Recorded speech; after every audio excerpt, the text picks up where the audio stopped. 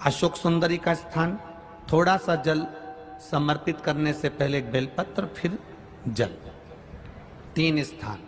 चौथा मां पार्वती जी का हस्त कमल, 1 बेलपत्र समर्पित कर कर जल चारों तरफ चढ़ाने के बाद में 5वां शिवलिंग के ऊपर बेलपत्र समर्पित कर कर पूर्ण जल शंकर को समर्पित कर देना। ये 5 स्थान का चढ़ा हुआ जल आपके जो काम अटक रहे हैं, जो कार्य में आपको तकलीफ आ रही है, आप बाबा को बस 1 बेलपत्र और 1 लोटे जल में से 5 स्थान पर जल समर्पित करने पर आप तुरंत 2 महीना भी नहीं लगेगा, मेरा विश्वास कहता है 15 या 20 दिन में बाबा उसको स्वीकार करेंगे। 15 से 20 दिन। अब इसको समझ लेना आप अच्छे से। हम ये नहीं कह रहे हैं कि तुम गणेश जी की मूर्ति पे चढ़ाओ, हमने ये नहीं बोला। हमने ये भी नहीं बोला कि कार्तिकेय जी की मूर्ति पे जल चढ़ाओ, हमने ये भी नहीं बोला कि माता पार्वती जी की मूर्ति पे जल चढ़ाओ। आप तो जो शिवलिंग रखा हुआ है और जो जलाधारी गोल है उस पे जो शिवलिंग रखा है, जहां से पानी बह रहा है, उसके राइट हैंड में गणेश, लेफ्ट हैंड में कार्तिकेय, बीच में अशोक सुंदरी, पार्वती जी का स्थान हस्तकमल और ये शिवलिंग।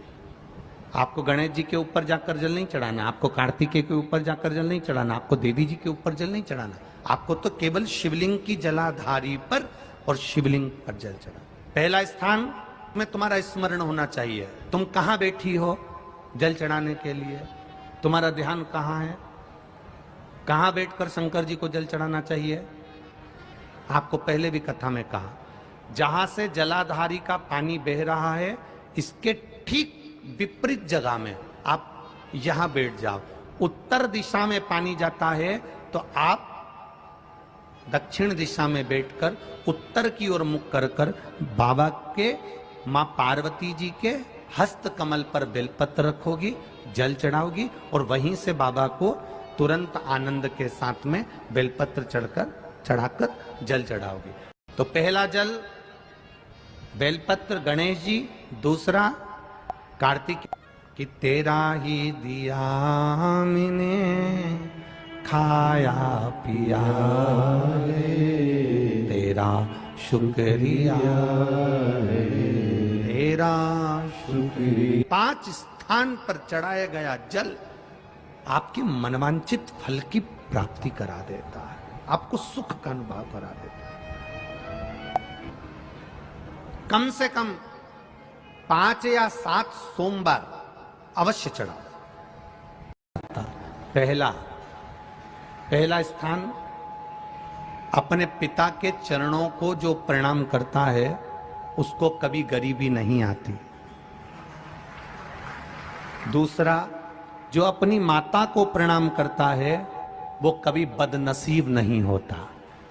तीसरा, जो अपने भाई को प्रणाम करता है उसकी जिंदगी में कभी गम नहीं आता। चौथा, जो अपनी बहन को प्रणाम करता है उसका चरित्र कभी गंदा नहीं होता। और 5वां, जो अपने गुरु के चरणों को प्रणाम करता है उसकी जिंदगी में कभी कष्ट आता ही नहीं है। ये शिव तत्व।